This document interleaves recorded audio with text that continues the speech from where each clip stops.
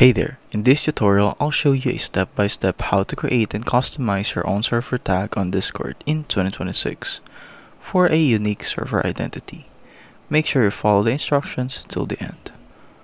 For the first step, make sure that your Discord is open and make sure that your server has 3 times boost in it, or else you wouldn't be able to access the server tag features and create your own server tag. Now, find your server name. If you found it, click the drop down menu and go to server settings.